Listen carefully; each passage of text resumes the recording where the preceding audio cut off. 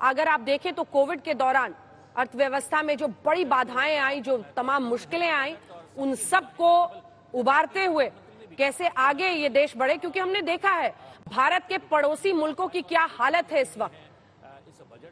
लेकिन इन सब के बीच भारत की अर्थव्यवस्था ने एक रेजिलियंस दिखाया, अर्थव्यवस्था ने एक मजबूती दिखाई, जिसके दम पर हम आगे बढ़े हैं।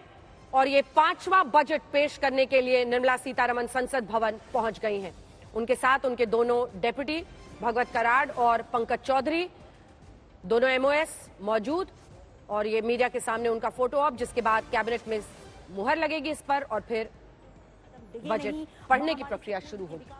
अश्विनी जी, अब तो बजट जिस तरीके से पेश किया जाता है, काफी सारी चीजें जो है वो अब प्री हिस्टोरिक एरा की मानी जाती हैं कि अब तो पेपरलेस बजट हो गया है, टैब में वित्त मंत्री लेकर आई हैं। लेकिन क्या बजट कैप्सूल जितने भी प्रावधान लेकर आता है वो दरअसल माइक्रो लेवल पर इकोनॉमी को छू भी पाते हैं, या फिर मैक्रो लेवल अब मोटी मोटी बातें रह जाती हैं? देखिए, बजट में बहुत संभावनाएं नहीं होती हैं कि भी बहुत चीजें आप इनकॉर्पोरेट कर सकें, क्योंकि कुछ तो ऐसे एक्सपेंडिचर्स हैं, ऐसे खर्चे हैं जो आपको करने ही हैं, जो कमिटेड हैं। आपको ब्याज देना है, कमिटेड है। आपको सैलरीज देना है, कमिटेड। आपको पेंशन्स देनी है, डिफेंस पर खर्च करना है, ये सब कमिटमेंट्स ऑलरेडी हैं। इसलिए जहां थोड़ा बहुत संभावनाएं होती हैं वो केवल ये है कि आपके लिए जो ऐसे स्ट्रैटेजिक सेक्टर्स हैं जहां पर, जैसे सोशल सेक्टर है, एजुकेशन और हेल्थ पर खर्च करना है। तो पिछले सालों में देखा कि सरकार ने बार बार कहा कि हमने इतने प्रतिशत बढ़ाया है, लेकिन मोटे तौर पर देखने में आया है कि जो सोशल सेक्टर है उस पर जो टोटल खर्च है, जैसे education, health, minorities, SC ST, women and child development, water availability, ये सारी चीज़ों के जो एक्सपेंडिचर है वो बजट का 10% से ऊपर कभी होता ही नहीं है, इवन घोषणाओं में नहीं होता है। तो इसलिए बहुत कम संभावनाएं रहती हैं इस प्रकार के बजट में उन सब प्रावधानों को करने की। इसलिए नीचे तक छूने के लिए जरूरी है कि हम बजट का साइज बढ़ाएं। पिछले सालों में ये एक अच्छी बात हुई है कि सरकार की आमदनी कम होने पर भी बजट का साइज बढ़ा रखा गया है। हालांकि उसके कारण हमें फिस्कल डेफिसिट को का भी सामना करना पड़ता है, लेकिन चूंकि हमारी इकोनॉमी ग्रो कर रही है, उसके प्रतिशत के रूप में हम अभी 6% पर भी रखें तो भी एक बहुत बड़ा साइजेबल अमाउंट हमें मिलता है, जिसको हम फिस्कल डेफिसिट के रूप में खर्च कर सकते हैं। उसी से संभावनाएं बनती हैं कि हम ज्यादा खर्च एजुकेशन और हेल्थ पर और बाकी सब चीजों पर कर सके, जिससे आम आदमी, नहीं सोशल वेलफेयर नहीं, सोशल सेक्टर, सोशल वेलफेयर जो है वो एक अलग सी चीज है। नहीं, सोशल वेलफेयर होता है जब आप किसी किसान निधि देते हैं या कुछ और प्रकार के डायरेक्ट ट्रांसफर्स करते हैं, वो सोशल है। ये सोशल सेक्टर जो है वो education, health, women and child development schemes को लेकर इस बार पीएलआई एक अलग है। पीएलआई के ऊपर जो है वो एक बजट में नहीं है, ओवर द इयर्स है। यानी आपने 5 साल के लिए कहा कि पीएलआई में हम 1,98,000 करोड़ रुपए देंगे, बाद में कुछ ऐड किया अपने सोलर के लिए किया। जो एक बात बहुत दिन से हम लोग क्योंकि चर्चा कर रहे हैं, जो खर्चे पर आवंटन है वो लगातार बढ़ता जा रहा है, तो फिर आमदनी कहां से आएगी? क्योंकि अगर ये जो चालू खाता है इसका ये खाई बढ़ती जाएगी तो सरकार के लिए तो मुश्किल है ना। यही बात है कि एक बैलेंस बनाने की जरूरत पड़ती है, क्योंकि अगर हम फिस्कल डेफिसिट बहुत ज्यादा कर देंगे तो जिसको फिस्कल कंसोलिडेशन कहते हैं, सभी लोग मानते हैं कि इससे महंगाई बढ़ सकती है। तो इसलिए चूंकि अर्थव्यवस्था का साइज जितना बढ़ रहा है, उसके जैसे अर्थव्यवस्था का साइज जो है वो एक तो एक्चुअल जो रियल ग्रोथ होती है उसके कारण बढ़ता है, और दूसरा कीमतों के कारण बढ़ता है। तो आज की डेट में लगभग 14-14.5% का ग्रोथ नॉमिनल टर्म्स में है। तो इसलिए सरकार 14-15% तक तो बढ़ा सकती है आराम से, लेकिन उससे ज्यादा बढ़ाना हो तो मुश्किल होती है। ठीक है, मैं लौट रही हूँ आपके पास। आलोक जी आपके पास भी आएंगे, आपके पास भी युद्धवीर जी आएंगे, लेकिन जो बड़ी बातें हैं ये हमेशा हिमांशु मिश्रा को दिखा दीजिए। अब से कुछ ही देर में 10:15 बजे बताया जा रहा है कैबिनेट की बैठक होने वाली है। निर्मला सीतारमण वहां पर पहुंच चुकी हैं। जो इनडायरेक्ट टैक्सेस हैं, जो सीधा नहीं लगते हैं, वो सब जीएसटी काउंसिल में चला गया है। नीतियों को लेकर सरकार फैसले पूरे साल लेती रही है। इन सब के मद्देनजर तो बजट का रेलेवेंस वाकई कम हो गया है। लेकिन दूसरी तरफ जो डायरेक्ट टैक्सेस हैं उस पर तो अब कार्ति चिदम्बरम कह रहे हैं आलोक जी की इसको नॉन इवेंट बना दीजिए, सब पब्लिश कर दीजिए।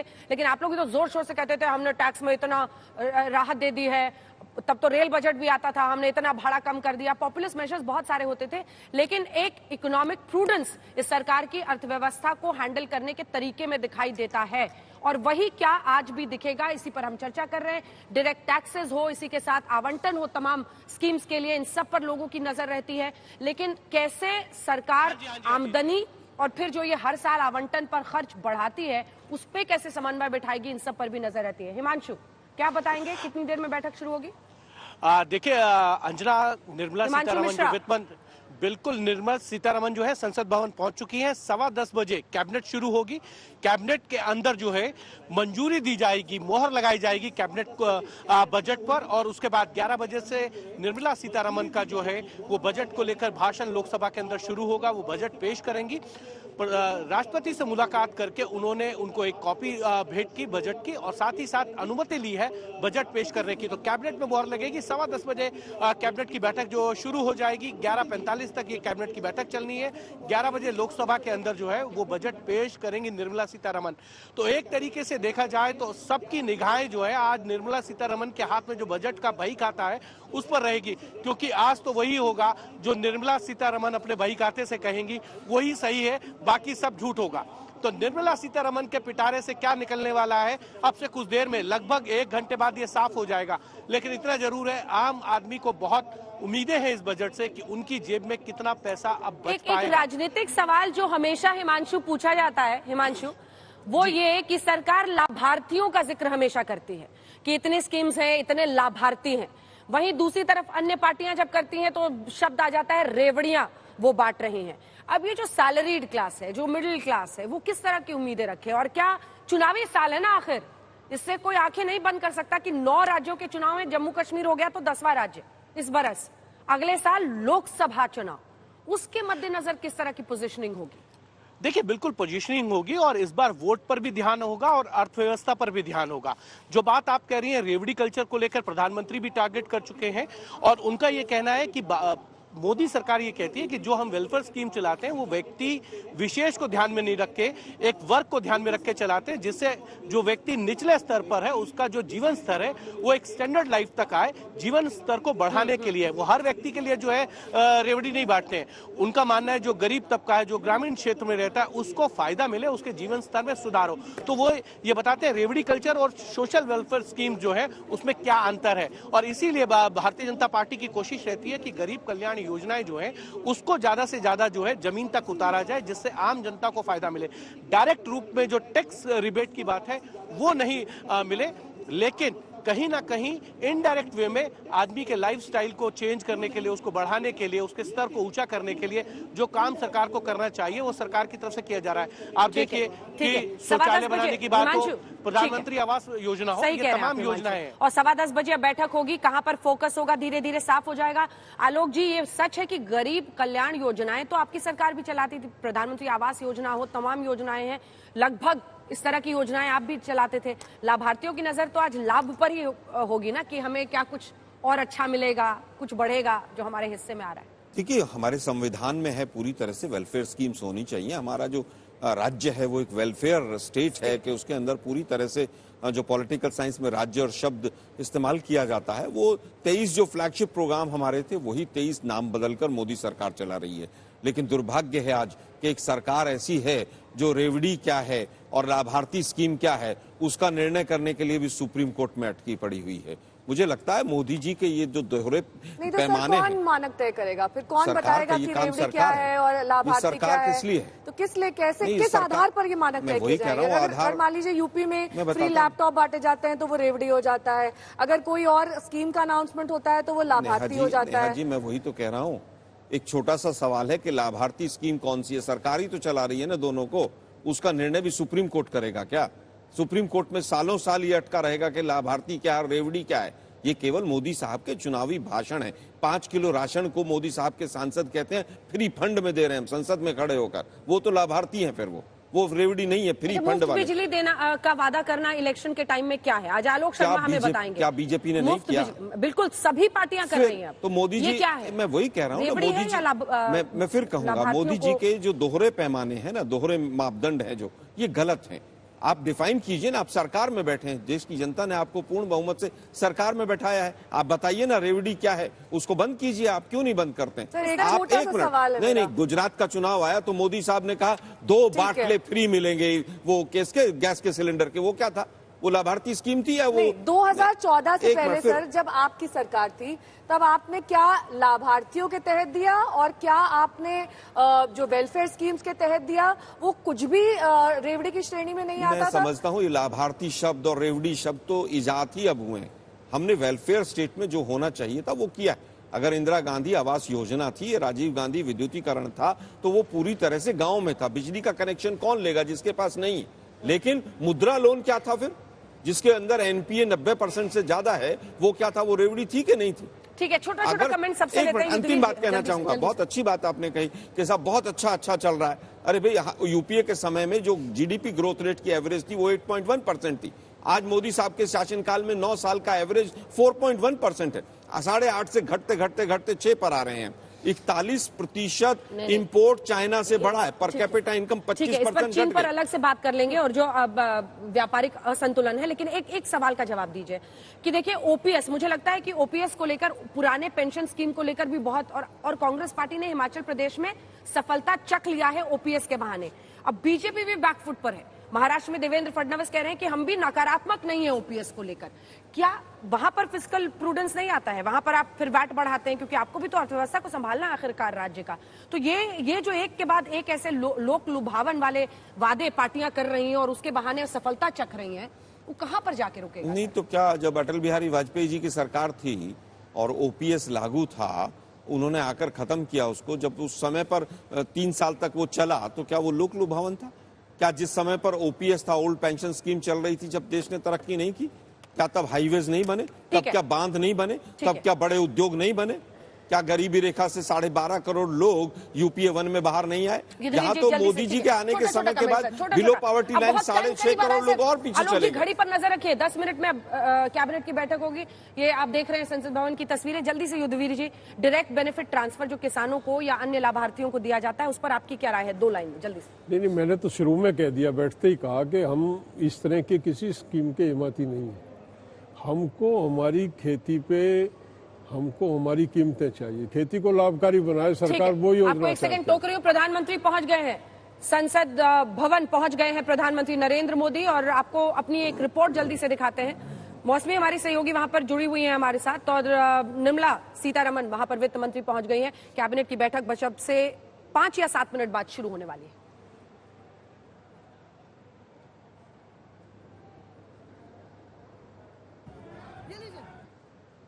यहाँ पे आप देखिए कि 5वीं बार निर्मला सीतारमण बजट पेश करने के लिए संसद आई है, और यहाँ पे दोनों जो राज्य वित्त मंत्री हैं उनके साथ 5वीं बार अपना बजट वो पेश करेंगे। ये मोदी सरकार का जो है सबसे आखिरी बजट होगा। जाहिर तौर पे ये वो वक्त है जब मोदी सरकार की कोशिश होगी कि जो सबका साथ, सबका विकास की उनकी नीति है, उसमें गरीब तबके से लेके मिडिल क्लास को, और ना सिर्फ मिडिल क्लास को बल्कि अंतर्राष्ट्रीय जगत को भी एक संदेश दिया जाए। निर्मला सीतारमण यहाँ पे आप देखिए अपने दोनों लेफ्टिनेंट्स के साथ यहाँ पे नजर आ रही है, और ये वो वक्त है जब लगातार मोदी सरकार अपनी आर्थिक नीतियों को लेकर देश के सामने अपनी कामयाबी मजबूती से रखना चाहती है, और अपने आप में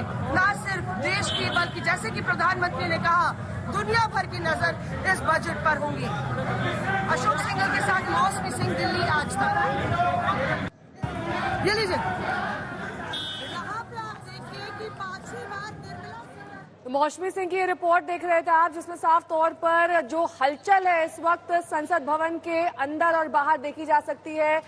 गृह मंत्री अमित शाह पहुंच चुके हैं, प्रधानमंत्री नरेंद्र मोदी पहुंच चुके हैं और लगातार 5वीं बार आज वित्त मंत्री निर्मला सीतारमण बजट पेश करेंगी। इंग्लिश में उनका यह भाषण होगा, हिंदी रूपांतरण आप आज तक पर लगातार सुनते रहेंगे। लेकिन इस बीच तमाम खास मेहमान हमारे साथ जुड़े हुए हैं जो आज तक पर सरल और स्पष्ट भाषा में आपको बजट का विश्लेषण देंगे। हमारे साथ अश्विनी महाजन जी भी लगातार जुड़े हुए हैं। अश्विनी जी, एक बात जो लगातार आम व्यक्ति को परेशान करती है और लगातार ये डेफिनेशन आम व्यक्ति की बदलती रहती है, क्योंकि आय में भी बढ़ोतरी होती है और कई बार टैक्सेस के बढ़ जाने से ये कहा जाता है कि जेब से पैसा निकाल लिया गया, इस तरीके से ही वेलफेयर स्कीम्स में पैसा खर्च किया जाएगा। एक तरफ से निकाला जा रहा है, दूसरी तरफ खर्च किया जा रहा है। ये समन्वय बनाने की कोशिश सरकार की ओर से की जाती रही है, लेकिन इसे कैसे एक बड़ी चुनौती के तौर पर देखा जाए, जो सरकार इस वक्त एक चैलेंज के तौर पर भी ले रही है कि कैसे 6% के आसपास महंगाई दर रिटेन रहे, कम से कम बनी रहे, बढ़े ना। ये कैसे संभव हो पाएगा, क्योंकि जो डीजल और पेट्रोल की कीमतें हैं वो लगातार कमोडिटी प्राइसेस को इम्पैक्ट करती हैं और सीधे तौर पर इन्फ्लेशन उससे प्रभावित होता है एक लंबे वक्त में। उसका भी एक तय वक्त है जिसके बाद इन्फ्लेशन उससे प्रभावित होना शुरू होता है। देखिए, जो अभी बात आ रही थी रेवड़ी और वेलफेयर स्कीम की, हाँ। हमारा ये मानना है कि रेवड़ी वो होती है जब सबको बिना ये देखे हुए कि कितनी किसकी आमदनी है वो सबको एक जैसा दे दिया जाए। अमीर को भी दे दिया जाए, जैसे अमीर महिला जा रही हैं बस में तो उसको भी फ्री है और जो गरीब महिला जा रही है उसको भी फ्री है। अमीर आदमी का बिजली का बिल भी फ्री है और गरीब आदमी का भी बिजली नहीं, का उसमें बिल। राइडर दिया जाता है। कोई राइडर नहीं है, कोई राइडर नहीं है। 200 यूनिट तक जिसका है वो फ्री है। हाँ। तो अगर मान लिया कोई अमीर व्यक्ति जिसका कंजम्पशन होता है, ठीक है। वो कम कंजम्पशन करता है तो उसका भी फ्री है। ठीक है, प्रधानमंत्री की तस्वीरें आ गई हैं। एक सेकंड आपको टोक रही हूं। प्रधानमंत्री नरेंद्र मोदी संसद भवन पहुंच गए हैं और वही तस्वीरें आप देख रहे हैं। कुछ ही देर बाद कैबिनेट की बैठक, जिसके बाद अप्रूवल होने के बाद एक तरह से उस बजट में कैबिनेट की बैठक में, और उसके बाद से निर्मला सीतारमण 11 बजे बजट पेश करेंगी। देखिए, इस देश की 65% आबादी ग्रामीण इलाकों में है। जो शहरी इलाके हैं वहां पर तो लोगों का कंजम्पशन या फिर जो डिमांड है वो काफी है, लेकिन ग्रामीण इलाकों में कैसे बूस्ट किया जाए, उनके लिए कैसे क्या कुछ किया जाए, इस पर सरकार का फोकस साफ हो सकता है। और युद्धवीर जी, उस नजरिए से अगर आप देखें तो ग्रामीण इलाकों में जब जितनी भी स्कीम्स हैं, ग्रामीण इलाकों को फोकस करते हुए सरकार की जितनी भी स्कीम्स हैं, उससे क्या आपको नहीं लगता है कि किसानों को भी, जो खास तौर पर छोटे किसान जिस पर फोकस सरकार बार बार कहती है, और बजट में भी पिछली बार खास तौर पर अलग से जिक्र था कि जो छोटे किसान हैं जिनकी अनदेखी हो रही है, हम उनके साथ खड़े हैं, उन सबको फायदा होता है?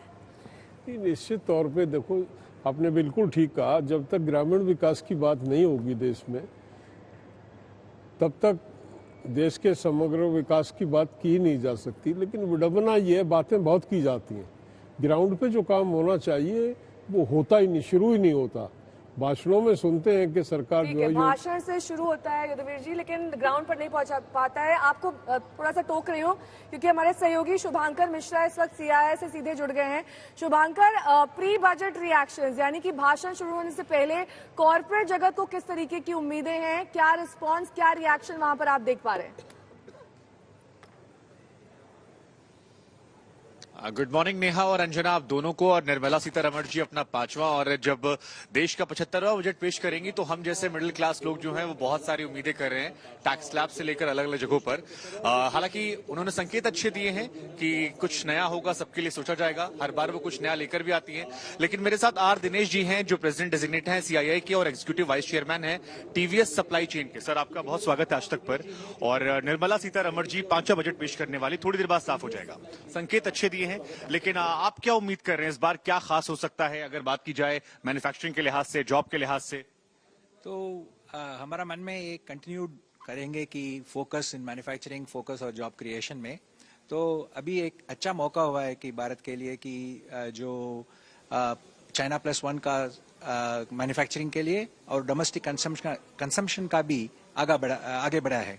तो कमिंग टुगेदर ऑफ बोथ हमारे लिए एक बहुत अच्छा मौका है कि इस बजट में focus on job creation through investment capex as well as focus on the PLI scheme.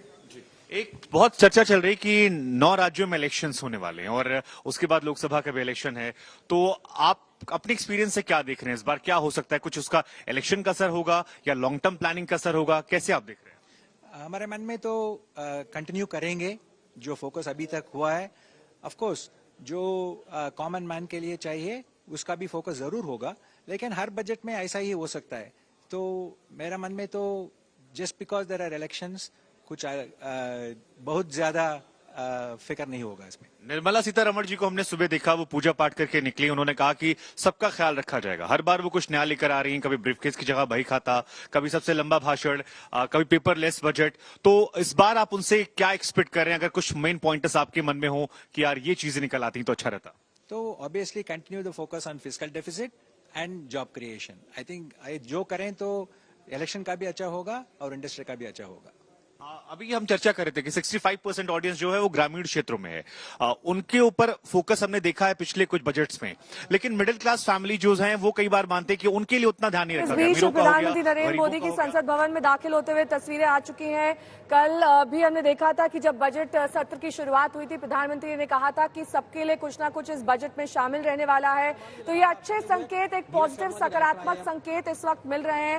हालांकि इसका असर भारतीय शेयर बाजार पर भी दिखाई दे रहा है। सेंसेक्स और निफ्टी दोनों ही हरे निशान के साथ सुबह खुले हैं और सभी को दरअसल इस बात का इंतजार रहता है कि हर वर्ग के लिए वित्त मंत्री के पिटारे में बजट में क्या खास रहने वाला है। हमारे साथ लगातार तमाम खास मेहमान जुड़े हुए हैं। अश्विनी जी भी हमारे साथ लगातार जुड़े हैं। अश्विनी जी, हर वो व्यक्ति जो निचले तबके से आता है और कॉर्पोरेट जगत से आता है, यानी कि सबसे नीचे स्तर से लेकर सबसे उच्चतम स्तर पर, सबकी कुछ ना कुछ बारीकी से उम्मीदें भी होती हैं और कुछ ना कुछ पिछले बजट से लर्निंग भी होती है। वो चाहते हैं कि जो कुछ अनाउंसमेंट पिछले बार के बजट में हुए वो आखिरकार जमीनी स्तर पर कब कारगर होते हुए दिखाई देंगे।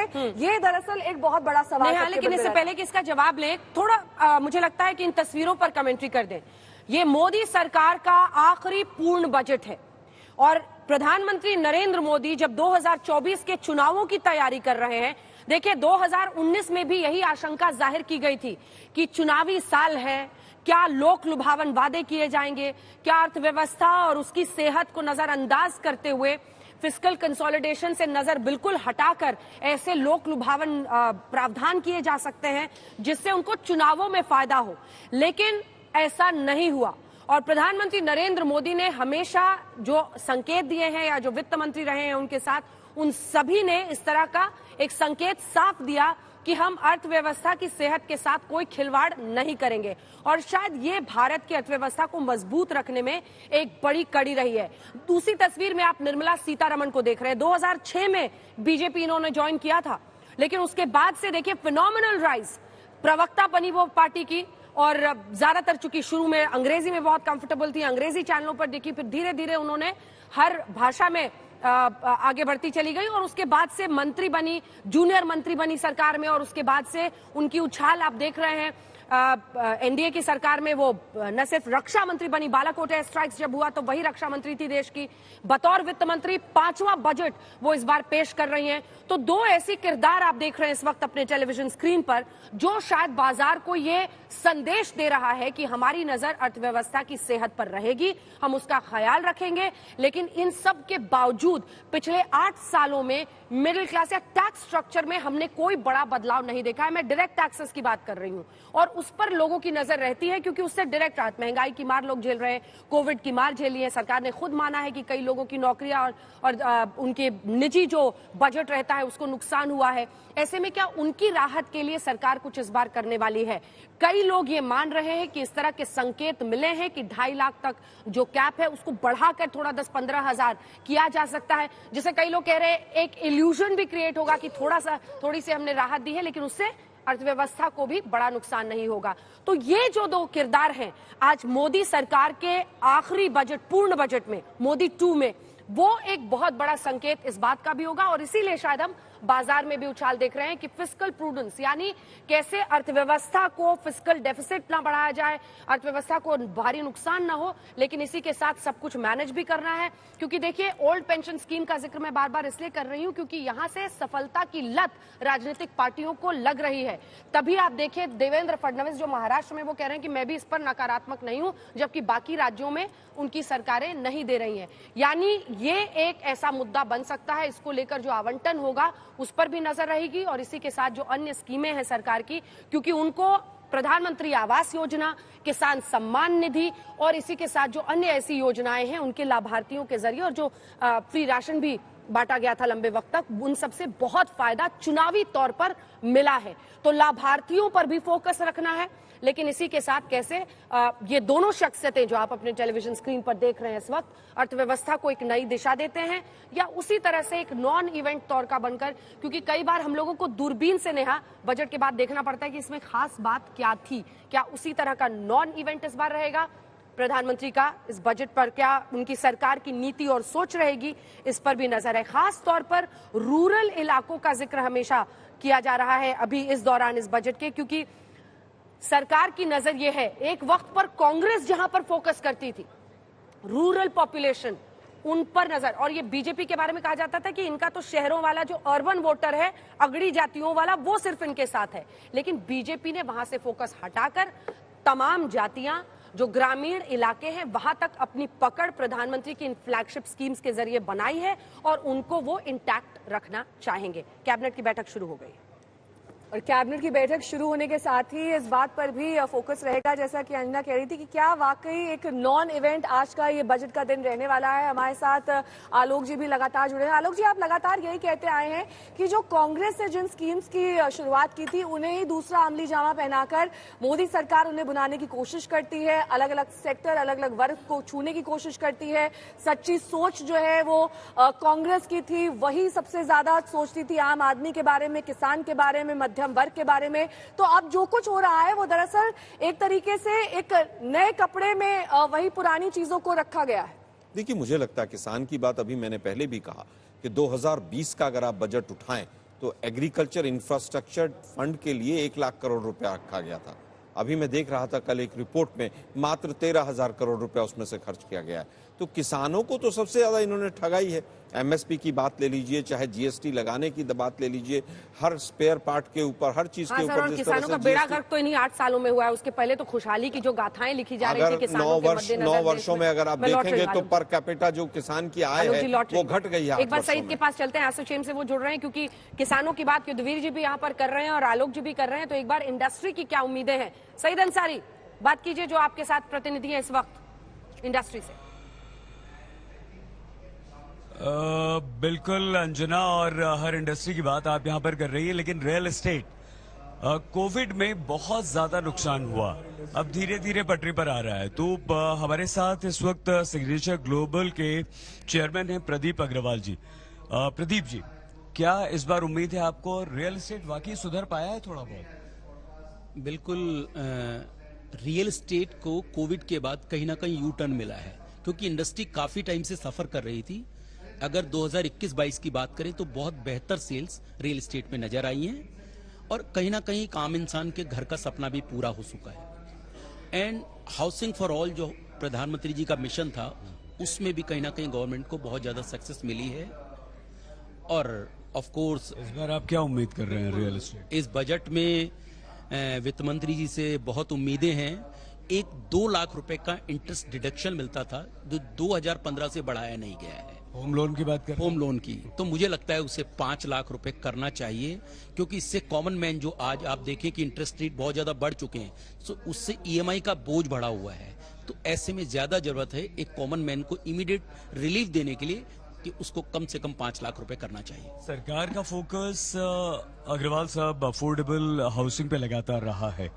आपके पास, आपके सेक्टर के पास कोई ऐसा प्लान है जो सरकार को इम्प्रेस कर सके? बिल्कुल, मुझे लगता है अफोर्डेबल हाउसिंग के लिए बहुत अच्छे प्रावधान गवर्नमेंट ने बनाए हुए हैं। थोड़ा सा कुछ चीजें ऐसी हैं जो, क्योंकि आज इंडस्ट्री अगर सफर कर रही है तो टैक्सेस के ऊपर कर रही है कहीं ना कहीं, क्योंकि मटेरियल की जो कॉस्ट है वो बहुत ज्यादा बढ़ चुकी है। तो ऐसे में अगर जीएसटी के ऊपर कोई ऐसा डिडक्शन किया जाए या रैशनलाइज किया जाए अफोर्डेबल हाउसिंग के लिए, तो कहीं ना कहीं आपके पास, क्योंकि अफोर्डेबल हाउसिंग फॉर ऑल और साथ ही होम लोन के इंटरेस्ट रेट्स में थोड़ी गिरावट हो, ये लगातार मांग हाउसिंग सेक्टर की तरफ से की जा रही है। लेकिन कई सारे ऐसे सेक्टर्स हैं जो इस वक्त उम्मीद भरी नजर से देख रहे हैं वित्त मंत्री निर्मला सीतारमण की ओर, क्योंकि अब से कुछ ही देर बाद, लगभग आधे घंटे बाद उनका भाषण शुरू होगा संसद के इस सत्र में। खास तौर पर ये कहा जा रहा है कि आज का भाषण लगभग 1.25 से 1.5 घंटे का हो सकता है अंजना, और उम्मीद यही है कि ये दरअसल नॉन इवेंट होगा या फिर इवेंट होगा, कि जैसा आप बता रहे हैं कि पिछले 8 साल में तो दरअसल इसे नॉन इवेंट ही रखने की कोशिश की गई है।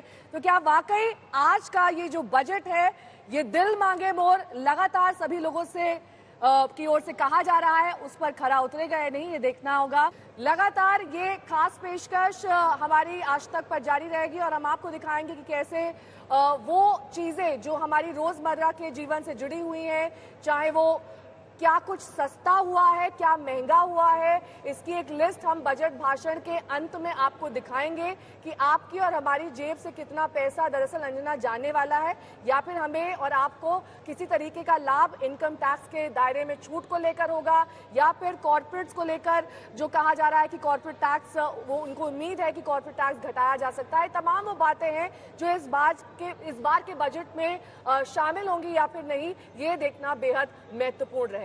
30 मिनट का काउंटडाउन, और वो काउंटडाउन अब शुरू हो चुका है। कैबिनेट की बैठक चल रही है जहां पर मुहर इस बजट को लगेगी और उसके बाद निर्मला सीतारमण इसे पेश करेंगी देश की संसद में। ध्यान से रहिएगा आज तक के साथ, क्योंकि अभी तक की जानकारी के मुताबिक वो अंग्रेजी में पढ़ेंगी और हिंदी में आप ये पूरा बजट आप आज तक पर सुन पाएंगे, ताकि आप भी समझे कि क्या वाकई कोई फायदा इस बजट के जरिए आपके घर तक पहुंच रहा है या फिर नहीं। हिमांशु मिश्रा हमारे सहयोगी हमारे साथ जुड़ रहे हैं। हिमांशु, देखिए जो बड़ी बड़ी उम्मीदें हैं अब सबको बांध कर छोटा करते हैं, कॉन्साइज करते हैं। एक तरफ आम आदमी को जो 2.5 लाख की सीमा है आयकर छूट के लिए, उसमें उम्मीदें हैं कि डायरेक्ट टैक्सेस में सरकार क्या करेगी। अन्य जो लाभार्थी स्कीम्स हैं सरकार की, वहां पर सरकार कितना आवंटन करती है, और जो बड़े फैसले हैं उसमें क्या कुछ ऐसा रचनात्मक और नया किया जा सकता है जिससे नई जान अर्थव्यवस्था में आए। कैबिनेट की बैठक चल रही है हिमांशु। देखिए अंजना, कैबिनेट की बैठक जो है वो अब खत्म हो गई है और कैबिनेट ने जो है वो बजट को मंजूरी दे दी है। और अब से कुछ देर बाद, यानी कि लगभग आधे घंटे से भी अब कम समय रह गया, जब निर्मला सीतारमण अपना 5वां बजट जो है वो लोकसभा में पेश करेंगी। अब देखना यह है कि क्या आम आदमी को टैक्स में छूट मिलेगी, जिसकी उम्मीद हर आम आदमी चाहता है, सैलरी क्लास चाहता है कि उसको जो है डायरेक्ट टैक्स में छूट मिलनी चाहिए।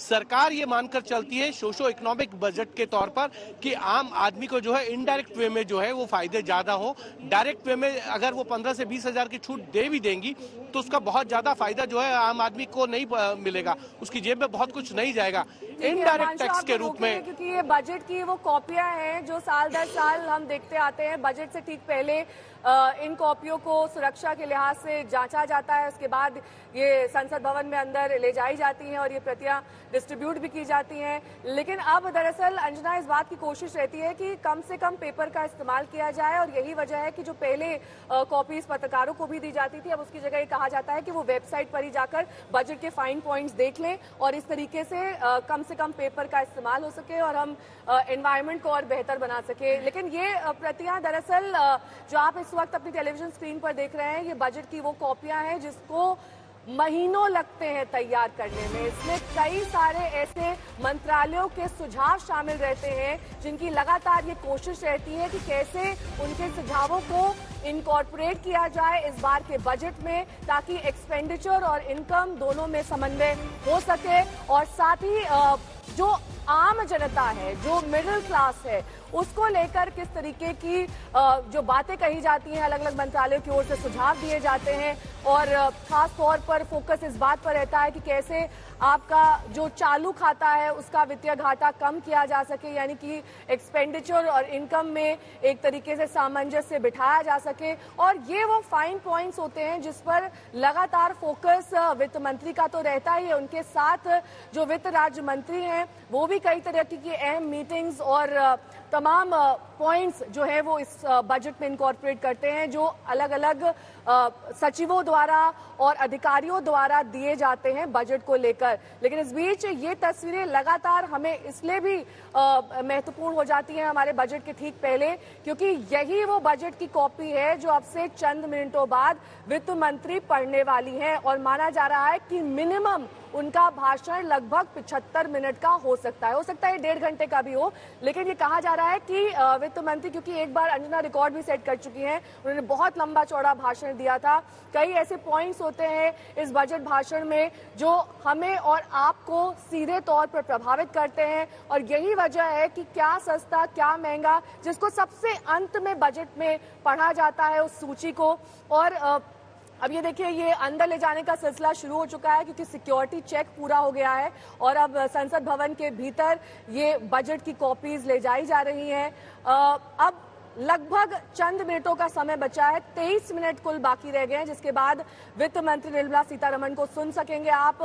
और तमाम खास पैनलिस्ट हमारे साथ लगातार जुड़े हुए हैं। हमारे साथ इस वक्त बीजेपी के प्रवक्ता प्रेम शुक्ला जी भी जुड़ गए हैं, कांग्रेस के प्रवक्ता आलोक शर्मा जी हैं ही, युद्धवीर सिंह जी जो कि जनरल सेक्रेटरी हैं बीकेयू के, अश्विनी महाजन जी इकोनॉमिस्ट हमारे साथ जुड़े हुए हैं। और लगातार इन तमाम पैनलिस्ट से हम चर्चा कर रहे हैं कि कैसे हर वर्ग को इस बार संतुष्ट कर पाएगी मोदी सरकार या फिर नहीं। क्या ये पॉपुलिस्ट बजट होगा या फिर हर बार उम्मीदों पे कहीं ना कहीं पानी फिर जाएगा, क्योंकि आम आदमी की उम्मीदों से जुड़ा होता है इनकम टैक्स, क्योंकि ये वो टैक्स है, ये वो डायरेक्ट टैक्स है जो लगातार उसकी इनकम का एक हिस्सा सरकार को चला जाता है, लेकिन सीधे तौर पर उसका बेनिफिट सड़कों पे तौर पर, इंफ्रास्ट्रक्चर के तौर पर क्या आम आदमी को मिल पाता है नहीं, ये हमें और आपको सबको ठीक तरीके से मालूम है। नजर सबकी इस बात पर होगी कि क्या राहत के जरिए कोई मास्टर स्ट्रोक चुनावों के पहले मोदी सरकार मारेगी या फिर सख्ती होगी, यानी अर्थव्यवस्था को संभालना है, उसकी सेहत को बरकरार रखना है, तो हमें सोच समझकर ही कोई कदम उठाना पड़ेगा। प्रेम शुक्ला जी भी हमारे साथ जुड़ गए हैं, ये सवाल मैं उन्हीं के लिए रख रही थी, लेकिन हमारे साथ प्रणव एन सायता जी जुड़ गए हैं जो कि चेयर है फिक्की कमेटी ऑफ टैक्सेशन के। प्रणव जी, मेरा सवाल पहले आप ही से है, क्योंकि डायरेक्ट टैक्सेस तो अभी इसी बजट के जरिए होगा, क्या राहत की उम्मीद आप कर रहे हैं? अगर संक्षिप्त में हमारे दर्शकों को बताएं, क्योंकि अब काउंटडाउन चल रहा है, 22 मिनट का इंतजार है, फिर तो बजट का पूरा जो अभी तक तिलिस्म है वो खुलना शुरू हो जाएगा। बिल्कुल, एक तो कि मिडिल क्लास के लिए कोई ना कोई रिलीफ ज़रूरी है, whether it is salaried class के लिए स्टैंडर्ड डिडक्शन बढ़ाएं या टैक्स स्लैब्स में कोई राहत दें, सेविंग और इन्वेस्टमेंट के लिए कोई राहत दें।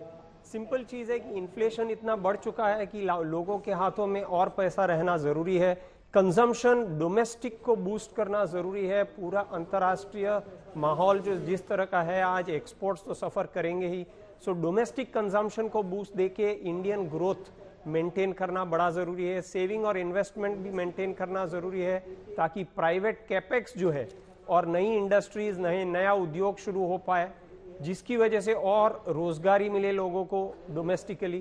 तो ये सब उम्मीदों के साथ इस बजट में हम कदम रख रहे हैं। उम्मीद है कि काफ़ी सारी ये उम्मीदें फुलफिल होंगी ये बजट के द्वारा, क्योंकि इन्फ्लेशन काफ़ी कुछ आम आदमी के हाथों से स्पेंडिंग पावर और सेविंग पावर कम कर रहा है, घटा रहा है, उसको थोड़ी बढ़ोतरी देना ज़रूरी है। टैक्स कलेक्शन बहुत ही बढ़िया है, बॉयंसी बहुत ही अच्छी है, टैक्स कलेक्शन गवर्नमेंट के प्लान के बजट एस्टिमेट के खिलाफ के कंपैरिजन में भी काफ़ी बढ़ रहे हैं, तो इस हिसाब से थोड़ी राहत देना शायद मुमकिन हो सकता है, और इस तरह से हम उम्मीद रखते हैं कि इस बजट में काफी पर अब आपका सवाल बाउंस कराते हैं, ठीक है सब, ठीक है, ठीक है प्रणव जी, लेकिन इससे पहले प्रेम जी बोले, मल्लिकार्जुन खड़गे।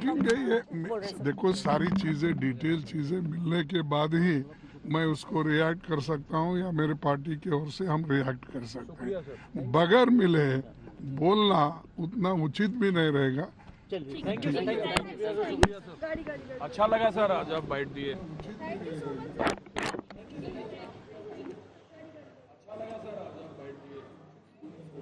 चलिए, मल्लिकार्जुन खड़गे भी थोड़ा सावधान होकर अभी चाह रहे हैं कि बजट की बातें सामने आ जाएं, उसके बाद वो हमला करें। अब प्रेम शुक्ला जी, क्या राहत का कोई मास्टर स्ट्रोक होगा या सुधार की सख्ती होगी? 9 राज्यों में इस बार चुनाव है, अगले साल 2024 में। वो भी कह रहे थे कि महंगाई की मार की वजह से स्पेंडिंग पार, खर्चा करने की जो लोगों की क्षमता है उसमें गिरावट है। बाजार में अगर आपको लोगों को राहत देनी है, सब हर तरह के, ताकि स्पेंडिंग ज्यादा हो, लोगों के पास पैसा ज्यादा हो, क्या करें? निश्चित राहत और जो है लोगों को राहत भी देनी है और राहत के साथ साथ वृद्धि भी होनी चाहिए, तो उसके बीच संतुलन साधने की एक बड़ी कवायद है और निश्चित तौर पर उसमें हमारी वित्त मंत्री आदरणीय निर्मला सीतारमण जी सफल होगी। जिस तरह से ग्लोबल सिचुएशन है उसमें निश्चित तौर पर हमारे आम आदमी के हाथ में अधिक धन होगा तो हमारी जो डोमेस्टिक अर्थव्यवस्था है उसको समर्थन लगातार मिलता रहेगा और हमारा ग्रोथ रेट जो पूरे दुनिया में सबसे ब्राइट स्पॉट हम जो है दिखाई दे रहे हैं वो हमारा ब्राइट स्पॉट बना रहे। IMF, वर्ल्ड बैंक जैसी संस्थाएं जो हमें विश्वास व्यक्त कर रही हैं वो विश्वास पर हम खरे साबित होने की स्थिति में है और हम बेहतर ढंग से आम आदमी को भी राहत प्रदान करने की स्थिति हो, गरीब का कल्याण हो और मध्यम वर्गीयों को भी इसमें राहत मिले, इस तरह की हम अपेक्षा बजट से कर रहे हैं। हम लाए हैं अर्थव्यवस्था को कोविड से संभाल के, इनका दावा है। देखिए, जब देश के अंदर प्रति व्यक्ति आय 25% गिर जाए और महंगाई दर लगातार बढ़ी रहे और बेरोजगारी दर 8% से ऊपर हो और बेरोजगारी दर और महंगाई दर दोनों GDP ग्रोथ रेट से ऊपर हो और देश के ऊपर कर्जा 4 गुना बढ़ जाए, तब ये जो स्लोगन है कि हम महंगाई और उसे लेकर आए हैं कोविड से निकालकर, मैं समझता हूँ बेमाना है। बहुत उम्मीदें हैं और उम्मीद हम ये करते हैं कि EMI कम हो, महंगाई कम हो। 40 रुपए किलो आटा बिक रहा है संसद भवन के बाहर और अब उन्हें संसद भवन के भीतर ले जाया जा चुका है। जितेंद्र बहादुर सिंह ने ग्राउंड पर रिपोर्ट तैयार की है इन बजट कॉपीज को लेकर, एक बार इस रिपोर्ट पर नजर डाल लेते हैं। संसद भवन के अंदर इस वक्त पहुंच चुकी हैं। आप देखिए कि यहाँ पर जो बैग हैं, कुछ हार्ड कॉपीज जो है वो सांसदों और मंत्रियों को दी जाती हैं, उनको अंदर ले जाया जा रहा है। और आपको बता दें कि बजट हालांकि डिजिटल है, जो बजट लोगों को मिलेगा वो डिजिटल कॉपी के तौर पर मिलेगा, लेकिन इस बार के बजट से लोगों को काफी उम्मीदें हैं। लोग ये उम्मीद करते हैं कि बजट में आम जनता के लिए बहुत सारी चीजें होंगी, किसानों के लिए भी इसमें बजट में खास इस बार व्यवस्था किया जाएगा, ऐसी उम्मीद की जा रही है। साथ ही बताया जा रहा है कि मिडिल क्लास के लिए भी बहुत सारी व्यवस्थाएं की जाएंगी। तो आप देखिए कि इस बजट को, जो बजट की कॉपियां हैं वो पहुंचाई जा रही हैं। सुरक्षा जांच के बाद यहां से अंदर की तरफ बजट की कॉपियां ले जाई जा रही हैं। सबसे बड़ी बात है कि बजट डिजिटल है, लेकिन कुछ कॉपियां मंत्रियों और सांसदों को दी जाती हैं, जिससे कि वो इसको पढ़ करके अपने क्षेत्र में जाएं और वहां पर जो आम जनता है उसको इस बजट के बारे में जानकारी दें। तो यहाँ पर जो कुछ कॉपियां छपी हैं वो सिर्फ मंत्रियों और सांसदों के लिए हैं। जो दूसरी कॉपियां हैं, डिजिटल कॉपियां, वो लोगों को ऑनलाइन ही मिलेगी। जितेंद्र सिंह, दिल्ली, आज तक।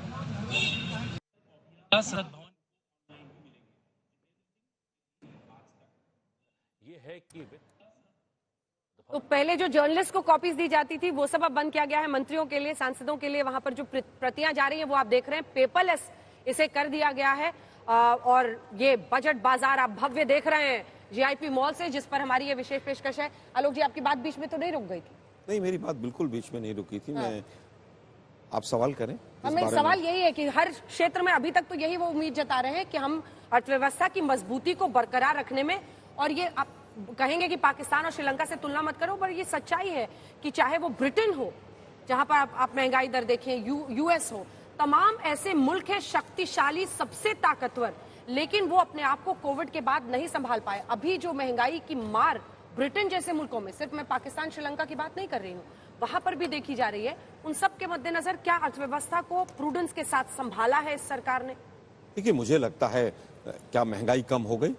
क्या रुपया और डॉलर की तुलना अगर आप करें, आप उन तमाम जो करेंसीज की बात कर रहे हैं, देशों की बात कर रहे हैं, क्या हमारा रुपया मजबूत हुआ है? क्या हमारे यहाँ पर बेरोजगारी बढ़ी है या कम हुई है? क्या ग्रामीण क्षेत्रों में जो परचेजिंग पावर है वो घटी है या बढ़ी है? ह्यूमन डेवलपमेंट इंडेक्स में हम नीचे गए हैं या ऊपर गए हैं? ये तमाम अपने आप में सवाल हैं अभी, और जो आपने सवाल पूछा उसी में पूरे उत्तर छिपे हुए हैं कि आप ह्यूमन डेवलपमेंट इंडेक्स में भी नीचे जा रहे हैं, आप गरीबी रेखा से तमाम लोग नीचे चले जा रहे हैं, आपका बैलेंस ऑफ पेमेंट गिर रहा है, आपका एक्सपोर्ट गिर रहा है, आपका मनरेगा में रजिस्ट्रेशन बढ़ रहा है, आपका लेबर फोर्स का जो पार्टिसिपेशन है वो 51% से 39% पर आ गया है, पर कैपिटा इनकम 25% गिर जाती है, देश के ऊपर 4 गुना कर्जा हो जाता है, 1.5 लाख की जो सब्सिडी पिछली सरकार देती थी आज 0 पर पहुंच गए हैं। उसके बावजूद अगर आप कहें कि इकोनॉमी अच्छी है तो मैं समझता हूं ये तो फिर अच्छे दिन वाली बात आलोक जी के पास, और कुछ भी सकारात्मक नहीं है आपकी सरकार और उसके बजट के बारे में। देखिए, कांग्रेस जो है लगातार झूठ की मशीन है और सुप्रीम कोर्ट सर्टिफाइड झूठों से आप अपेक्षा भी क्या कर सकते हैं। आप कांग्रेस के छिद्रान्वेषण पर विश्वास करेंगे या जो अंतर्राष्ट्रीय एजेंसी है, चाहे IMF हो, चाहे वर्ल्ड बैंक हो, चाहे अंतर्राष्ट्रीय और क्रेडिट एजेंसीज हो, वो कह रहे हैं कि भारत की अर्थव्यवस्था सशक्त है, वो कह रहे हैं कि वैश्विक अर्थव्यवस्था का ग्रोथ इंजन जो है वो भारत बन रहा है। उसके बाद जो है, अगर कांग्रेस के लोग कार्यकाल में आप बता दीजिए कि 2004 से 2014 में जब वैश्विक अर्थव्यवस्था ठीक थी, तब आपके यहाँ महंगाई दर जो है 10% से ज्यादा थी। आप जो है फ्रेजाइल 5 2012 में कहलाए जा रहे थे, जबकि अर्थव्यवस्था अच्छी होने की स्थिति थी। आपने सारे बैंकों की जो व्यवस्था करके काउंटडाउन शुरू हो गया, तो आप लोग जल्दी बोलिए, मतलब जल्दी से। नहीं, मैं जल्दी बोल रहा हूँ। यूपीए गिनाते रहिएगा, अब तो नहीं, प्रभु आप तो कंपेयर ही करेंगे ना। दूसरी सरकार का कार्यकाल कब खत्म हो रहा है? देख लीजिए ना, पिछले यूपीए से डराइएगा। पिछले दशक में 40 करोड़, 4.1%, आपकी घटना 4.1%। मैं ये पूछ रहा हूँ, पिछले 1.5 दशक में 40 करोड़ लोग गरीबी से बाहर आए, 2007 तो और ये 2008 निश्चित तौर पर इकोनॉमिक में गरीब का कल्याण हुआ है। वो वैश्विक महामारी से भी बुरा था। ठीक है, छोटा छोटा कमेंट सर, क्या आप उम्मीदें रखें? देखिए, हमारी तो ये आशा है कि कृषि में जो 62% लोगों को देश में रोजगार देता है, उसमें निवेश बजट में जो होता है 2-3% बजट जाता है कृषि क्षेत्र में, वो बिल्कुल ऊंट के मुंह में जीरे जैसा है। जब तक हमारा फोकस जो है उस सेक्टर पे नहीं होगा जो देश का सबसे बड़ा रोजगार मुहैया कराता, तब तक देश के विकास महाजन जी जल्दी से कमेंट। और जो चीन के साथ व्यापार पर असंतुलन को लेकर आपकी राय थी, वो भी जरा सजेशन जल्दी से। देखिए, चीन से हमारा जो व्यापार घाटा है लगातार बढ़ता जा रहा है, उसको रोकने के लिए जरूरी है कि प्रोडक्शन लिंक्ड इंसेंटिव स्कीम तो ठीक है, इसके साथ ही साथ जो इसके हमें टैरिफ्स बढ़ाने की जरूरत है वो इस बजट में ही आने हैं। अगर बजट में ही आ सकते हैं, जीएसटी बजट में नहीं आता, लेकिन टैरिफ तो बजट में ही आएंगे। अगर हम 5 से 10% उन स्ट्रैटेजिक सेक्टर्स में जहां पर बहुत ज्यादा आयात हो रहा है, यदि हम करेंगे तो बेहतर हो जाएगा। दूसरी बात, जो ये बात आ रही है कि फला अलग अलग प्रकार की जो देश हैं संकट में हैं, पूरी दुनिया संकट में, यूरोप के देश ज्यादा संकट में, उसका कारण ये है कि वहां पर जो वेलफेयर्स के नाम पर जो पैसा बांटा जाता है, उसको वो आज उनकी सरकारें अमीर होने के बाद भी संभाल नहीं पा रही हैं। उसी के कारण उनका जो घाटा है वो बढ़ गया, और वो विदेशों से कर्ज उनका बढ़ गया है, और वो उसको चुकाने की स्थिति में भी नहीं। इसलिए जरूरी है कि जो हम खर्च करें वो एफिशिएंटली करें, और इसीलिए मैं जो भी संकेत कर रहा था कि हम पहले सबको बांटने की बजाय उन लोगों को देना कि जिनको इसकी जरूरत है, जिसके पास घर नहीं है उसको घर दे, जिसको जो बिजली का बिल नहीं दे सकता है उस थोड़े से तबके को, दिल्ली में जितने रहने वाले लोग हैं, क्या सब बिजली का बिल नहीं दे सकते हैं? क्या ऐसा हो सकता है क्या? इसलिए उस रेवड़ी कल्चर को समाप्त करते हुए हमें एक्चुअल वेलफेयर स्कीम को लाना पड़ेगा। देवेंद्र नारंग जी, जो कि फिक्की नेशनल एग्जीक्यूटिव कमेटी के मेंबर और कंट्री हेड इंडिया हैं, वो हमारे साथ जुड़ गए हैं। देवेंद्र जी, बहुत बहुत स्वागत आपका आज तक पर। लेकिन सवाल वही कि कॉर्पोरेट जगत को इस बार किस तरीके की उम्मीदें हैं बजट से, और साथ ही पिछले बार के बजट की तुलना में क्या इस बार के बजट में आप कुछ ऐसे अनाउंसमेंट्स की उम्मीद कर सकते हैं जो कि आपके सेक्टर को या फिर पूरे मोटे तौर पर इंडस्ट्री को फायदा पहुंचा सके? देखिए, हमारी उम्मीद है कि ग्रीन इकोनॉमी को, जैसे पिछले बजट ने भी काफ़ी बूस्ट दी थी, इस दफ़ा भी बहुत बूस्ट मिलेगी। रिन्यूएबल एनर्जी सेक्टर को, हमको एनर्जी की ज़रूरत है इस कंट्री को, और हमें सबसे ज़्यादा सोलर विंड में बहुत अच्छी पॉलिसीज़ गवर्नमेंट ने बनाई है। हमें लॉन्ग टर्म पॉलिसी कंसिस्टेंसी चाहिए। हमें बेस लोड पावर, जो कोल को, फॉसिल फ्यूल को हटाएगा, वो इस देश को चाहिए। ग्रीन हाइड्रोजन से आएगा, और बेस लोड पावर न्यूक्लियर से भी आ सकता है, 100-200 मेगावाट के छोटे प्लांट्स, और हाइड्रो से आ सकता है। तो हमें बहुत उम्मीद है कि ये मिलेगी। और इसमें एक बड़ी इम्पोर्टेंट फैक्टर ये है कि हमारी रिक्वेस्ट ये है सारी स्टेट गवर्नमेंट्स को कि ये जो फ्री पावर देते हैं, जिससे इंडस्ट्री हमारी कंपेटिटिव नहीं होती है, इसको प्लीज़ रोक दीजिए, और एक कंसिस्टेंट लॉन्ग टर्म पॉलिसी मिली, जिससे सबको पावर मिलेगी। और जब एनर्जी क्राइसिस कंट्री में कम हो जाएगी तो इंडस्ट्री को, सारे सेक्टर को बूस्ट मिलेगी। बजट के दिन आपने बहुत दूर की कौड़ी फेंक दी है, बजट के दिन आपने बहुत दूर की बात छेड़ दी है। राजनीतिक पार्टियों से, राज्य सरकारों से आप अपील कर रहे हैं ये मुफ्त बिजली वाला, लेकिन अब तो इसके जरिए लोगों ने चुनावी सफलता चख लिया है, तो बहुत मुश्किल है। अब सिर्फ 9 मिनट का इंतजार है, जिसके बाद बजट पढ़ना शुरू करेंगी वित्त मंत्री निर्मला सीतारमण। सबको इंतजार है क्या कुछ होता है, लेकिन ग्रीन एनर्जी पर प्रधानमंत्री से लेकर आपने देखा है नितिन गडकरी भी काफी जोर दे रहे हैं, इथेनॉल प्लांट्स को लेकर वो काफी बातें कर रहे हैं। आप बने रहिए हमारे साथ। लेकिन प्रेम शुक्ला जी देखिए, अल्टीमेटली रेवड़ियां वर्सेस लाभार्थी, ये बहस चलती रहेगी इस देश में जी। आप भी लेकिन उस जाल में फंस चुके हैं। आपने भी हिमाचल में दांव खेला था कि इतना होगा तो मुफ्त बिजली देंगे, ये देंगे। अब तो ये प्रथा बन गई है ना इस देश में कि सत्ता मिलना आसान हो जाता है, जब जैसे जैसे मुफ्त मुफ्त मुफ्त की दुकान सब सजा रहे हैं। देखिए, मुफ्त की दुकान, दोनों में अंतर, एक नीड बेस्ड, जैसा उन्होंने भी कहा कि नीड बेस्ड जो है, जिसको आवश्यकता उसको देना चाहिए, जिसके पास मकान नहीं है। और हमने जो है, जब स्वतंत्रता प्राप्ति हुई तो महात्मा गांधी का यही एक संकल्प था कि रोटी, कपड़ा और मकान गरीब को हम पहुंचाएंगे। आपने 70 वर्षों में विफलता का एक जो है महल खड़ा कर रखा था, टावर खड़ा था। अब गरीबों को मुफ्त मकान मिलना उनका अधिकार है। बिजली जिसके घर में 70 वर्षों तक नहीं पहुंची, उसको बिजली पहुंचाई जानी चाहिए। लेकिन अगर श्रीमती सोनिया गांधी को भी, श्रीमान राहुल गांधी को भी सब्सिडाइज सिलेंडर चाहिए, तो ये तो पराकाष्ठा कहां से आ गया? ये कहां से आ गया? थे ना पहले सब्सिडाइज सिलेंडर ले रहे थे वो। ठीक है, आप बताइए ना, जब तक मोदी जी की सरकार नहीं आई थी वो सब्सिडाइज सिलेंडर ही ले रहे थे। ठीक है सर, टैक्स की वर्तमान दर क्या है वो हम आपको ग्राफिक्स के जरिए दिखा देते हैं, किस तरीके से लगातार इसमें कहा जा रहा है कि स्लैब्स में बढ़ोतरी की जानी चाहिए और ज्यादा छूट बढ़ाई जानी चाहिए आयकर को लेकर। अश्विनी जी, आपसे मेरा एक सवाल है, और क्योंकि लंबे वक्त से कहा जा रहा है कि बेरोजगारी को दूर करना है, लेकिन सबके बीच जो एक ताजा मामला सामने आया है वो है गूगल में रिट्रेंचमेंट का। बड़ी संख्या में गूगल ने लोगों को निकाला है, जिसमें टॉप मैनेजमेंट के लोग शामिल हैं। ये अच्छे संकेत नहीं है किसी भी अर्थव्यवस्था के लिए, क्योंकि अगर एक इतनी बड़ी आईटी कंपनी और एक टेक कंपनी इस तरीके की चीज करती है तो आने वाले वक्त में और भी कंपनियां दे कैन फॉलो सूट। कई कंपनियां, गूगल, अमेज़न, बहुत सारी पूरी दुनिया भर में ये बड़ी कंपनियां अपने एफिशिएंसी के नाम पर रोजगार घटाती रहती हैं। इसीलिए हम हमेशा कहते हैं, युद्धवीर जी इससे सहमत होंगे, कि हमें गांवों में रोजगार बढ़ाने की जरूरत है। ये कंपनियां बहुत थोड़े से कुछ पढ़े लिखे बच्चों को रोजगार देती हैं, देना चाहिए।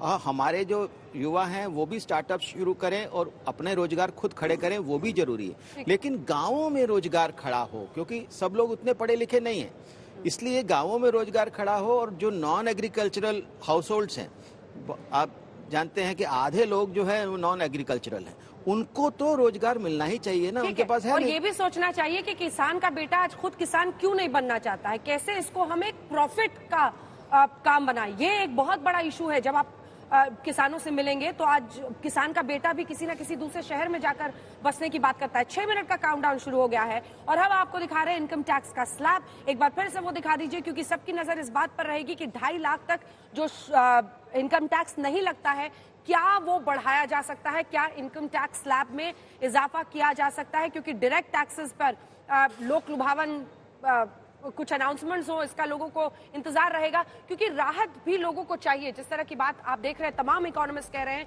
कि जो स्पेंडिंग पावर है, यानी खर्च करने की शक्ति है, वो आम आदमी की कब आएगी? जब उसकी जेब में पैसा होगा। पैसा कैसे आएगा? जब उसको किसी न किसी तरीके से वो बचत या राहत यहाँ पर मिलती हुई दिखाई देगी। तो यही है, राहत का कोई मास्टर स्ट्रोक या फिर सख्ती होगी सुधार की, कि नहीं हमें अर्थव्यवस्था की सेहत हम इस टाइम अफोर्ड नहीं कर सकते हैं और हम इस टाइम पर इस तरह के फ्रीबीज बांटने की या फिर लोगों को डायरेक्ट फायदा पहुंचाने के लिए स्टेट एक्सपेंडिचर में ज्यादा इजाफा नहीं कर सकते। ये पूरा एक बार देख लीजिए नजर। 2.5 लाख तक 0% होता है, 2.5 लाख से 5 लाख वालों को 5% लगता है, 5 से 10 लाख वालों को 20% टैक्स देना पड़ता है और 10 लाख के ऊपर वालों को 30%। क्या इसमें थोड़ा चेंज हो सकता है इस टैक्स स्ट्रक्चर में? इस पर सबकी नजर रहेगी। किसानों के लिए क्या होता है, जैसा कि वो कह रहे हैं बार बार कि आपको न सिर्फ किसान सम्मान निधि से डायरेक्ट बेनिफिट ट्रांसफर, बल्कि आपको जो अभी सरकार 6,000 हर साल कर रही है, बल्कि कैसे आप सशक्त बनाएं किसान को, किसानी को एक फायदे का काम बनाएं, इन सब पर कैसे जोर होगा, कैसे ग्रामीण इलाकों में बेहतर नौकरी के अवसर पैदा किया जा सके। ये हमेशा बात होती है जब यूपीए वर्सेस एनडीए के बजट की बात होती है, प्रेम शुक्ला जी, कि कई बार ब्लैक मनी को कैसे लाया जाए, तो आप उसको डिक्लेयर कीजिए, उस पर टैक्स दीजिए। पी चिदम्बरम साहब जो स्कीम लेकर आए थे, out of the box thinking की बहुत स्कीम्स की बात होती है। क्या कुछ इस बार हम लोग उम्मीद रखें, क्योंकि इन 8 सालों में हमेशा इस सरकार का एक धर्रा रहा है, वो बजट को बहुत बड़ा इवेंट नहीं बनाते। पॉलिसी फैसले आप पूरे साल में लेते रहे। नहीं, बजट हमारे पीएम ने लिए 10 लाख नौकरियों का भी वादा ऐसे ही किया, मतलब वो बजट का इंतजार नहीं किया। हाँ, लेकिन लोगों को नौकरियां दे रहे हैं ना। महत्वपूर्ण मामला है कि नौकरियां देना, कि 10 लाख लोगों को सरकारी नौकरियां देना। ईपीएफओ में आज जो है जिस तरह से रिकॉर्ड तौर पर दर्ज हो रहा है, 10 लाख दी नहीं है सर, नहीं 10 लाख को देना, 1.5 लाख दिया, मैंने कहा 10 लाख देना कमिटमेंट है और वो पूरा करेंगे। कांग्रेस के कार्यकाल में तो नौकरियां देना बंद कर दी गई थी। कितनी नौकरियां सरकारी दी थी पूछ लीजिए उससे। और ईपीएफओ में मुझे बताइए आंकड़े, कांग्रेस के कार्यकाल के आंकड़े, यूपीए के और आज के आंकड़े, आपके साथ समझ में आ जाएगा कि रोजगार का सृजन हुआ है, लोगों को बेहतर अवसर मिल रहा है। छोटा सा जवाब, अब 3 मिनट बचा है सिर्फ, जल्दी से आलोक जी। देखिए 2 करोड़ रोजगार देंगे काउंटडाउन है। और फिर पिछले साल 8 जून को कहा कि अगले 1 साल में 10 लाख सरकारी नौकरियां देंगे। लगभग 9 महीने चले गए हैं, मात्र 1.5 लाख रोजगार दिए। एसएससी और यूपीएससी के आंकड़े उठा लीजिए कि एनडीए के टाइम में लगभग 1/3 रोजगार दिए गए हैं। ये 2 मेन डिपार्टमेंट हैं, रेलवे हो, बैंकिंग हो, एसएससी हो और यूपीएससी। आप आंकड़े उठा लीजिए, केवल 1/3 पर आपके आंकड़े हैं। आप कह रहे हैं कि हम रोजगार देंगे देंगे देंगे, भाई कब देंगे? यूपीएससी का जो इस बार का रिजल्ट था सिविल सर्विसेज का, 1212 वैकेंसी निकाली थी, रिजल्ट आया 667 का, कोई पूछने वाला नहीं है। लेकिन मोदी साहब ने कह दिया है, इवेंट मैनेज कर दिया है, वो पूरे उन्होंने अपॉइंटमेंट लेटर्स बांट दिए, रोजगार मिल गया। एसएससी 80 से 90 हजार, ग्रुप ए, ग्रुप बी और ग्रुप डी के जो कैटेगरीज के हैं, नॉन गजेटेड और गजेटेड हर साल पोस्ट निकालती थी, 33,000 हर साल निकल रहे हैं और यही कारण है। और दूसरा बहुत बड़ी बात, अग्निपथ, आलोक जी अब 3 मिनट का, बिल्कुल पूरी तरह से रोजगार से बाहर कर दिया। 2 मिनट 50 सेकंड बचे हैं, काउंटडाउन शुरू हो चुका है। मोदी 2 में, जी हाँ, मोदी सरकार के दूसरे कार्यकाल में ये आखिरी पूर्ण बजट है। अंतरिम बजट आप अगले साल जरूर देखेंगे। 5वां बजट निर्मला सीतारमण पेश कर रही हैं और इसी के साथ ये सोनिया गांधी की तस्वीरें आप देख रहे हैं। सोनिया गांधी पहुंच गई हैं। आलोक जी, राहुल गांधी और मल्लिकार्जुन खड़गे तो दिख गए थे, वो भी आ गए होंगे शायद, क्योंकि बीते दिन तो फ्लाइट नहीं मिली थी वहां पर जम्मू कश्मीर में भारत जोड़ो यात्रा खत्म करने के बाद। राहुल जी भी आज रहेंगे यहाँ पर? नहीं, फ्लाइट नहीं मिली थी ऐसा नहीं था, मौसम खराब की वजह से फ्लाइट डिले हुई थी और उसके बाद वो सब लोग लेट हुए थे। तो मुझे लगता है सभी लोग आएंगे और बजट सेशन है और पूरी तरह से बजट सुनेंगे सब लोग और उसके ऊपर बाद में कमेंट्स देंगे। 5 बजे चिदम्बरम साहब जो है वो अपनी प्रेस कॉन्फ्रेंस भी कर रहे हैं। कौन कर रहा है? पी चिदम्बरम जी। 5 बजे। ठीक है, जल्दी से अब एक कमेंट की। प्रेम शुक्ला जी, भूल जाइए आप बीजेपी के प्रवक्ता हैं, कुछ तो आप भी उम्मीद रखते होंगे अपने वित्त मंत्री से। नहीं, निश्चित तौर पर उम्मीद रखते हैं। एक श्रेष्ठ भारत बनाने की दिशा में जिस तरह का बजट होना चाहिए, हम वित्त मंत्री से उसी बजट की अपेक्षा करते हैं और उसी तरह का बजट बीते 8 वर्षों में लगातार मिलता रहा है। कृषि के क्षेत्र में, स्वास्थ्य के क्षेत्र में 18 घंटे करके जो मेहनत की है, तभी किसानों का हाल खराब किया है। इन्होंने बेरोजगारी बढ़ाई है, महंगाई बढ़ाई है, बहुत मेहनती सरकार है। थोड़ा छोटा कमेंट करिए, क्योंकि अश्विनी जी का भी कमेंट में लेना चाहूंगी। अश्विनी जी, सरकारी नौकरियों का वादा तो किया, लेकिन कहीं ना कहीं फोकस एमएसएमई पर भी रहना चाहिए, क्योंकि वहीं से सबसे ज्यादा रोजगार उत्पन्न होते हैं। देखिए, सरकारी नौकरियां तो 2% होती हैं पूरे। अगर आपने 98% को रोजगार देना है तो उसके लिए स्वरोजगार को बढ़ाना पड़ेगा। मुझे लगता है कि इस बार फोकस होगा स्वरोजगार पर, मुझे ऐसा लगता है।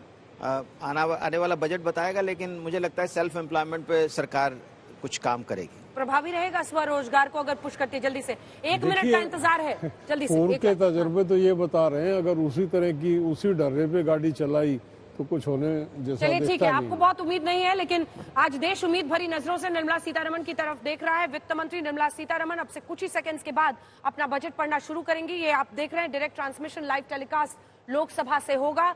वित्त मंत्री के तौर पर ये 5वां बजट उनका, जैसा हम आपको बता रहे हैं 2006 में बीजेपी ज्वाइन किया था, लेकिन फिनोमिनल राइज हुआ। एक महिला मंत्री के तौर पर आप देखिए, पहले जूनियर मिनिस्टर बनी, लेकिन उसके बाद रक्षा मंत्रालय से लेकर वित्त मंत्रालय, जो कि इससे पहले इंदिरा गांधी ने ही संभाला था, एक महिला के तौर पर दोनों ही मंत्रालय संभालने का उनको अनुभव मिला है और 5वीं बार वो अपनी बजट इस वक्त पेश कर रही हैं। कुछ ही देर में बस बजट पढ़ना शुरू करेंगे। बिल्कुल, और सभी की नजरें इस बात पर टिकी हुई हैं, कितना लंबा चौड़ा भाषण दरअसल ये अंजना होने वाला है, क्योंकि एक बार तो रिकॉर्ड सेट हो ही चुका है। क्या इस बार भी बजट में कुछ ऐसी महत्वपूर्ण लोक लुभावन नीतियां या फिर ऐलान या फिर अनाउंसमेंट, या यूं कहें कि 2024 के पहले की ये तैयारी, एक पिच तैयार करने की कोशिश बजट के तौर पर। हालांकि आपने कई बार इस बात पर फोकस रहा हमारा भी और एक्सपर्ट ने भी कहा कि ये एक नॉन इवेंट के तौर पर देखना चाहिए, क्योंकि बजट का महत्वपूर्ण फोकस ये होता है कि देश की अर्थव्यवस्था को कैसे सुदृढ़ रखा जाए,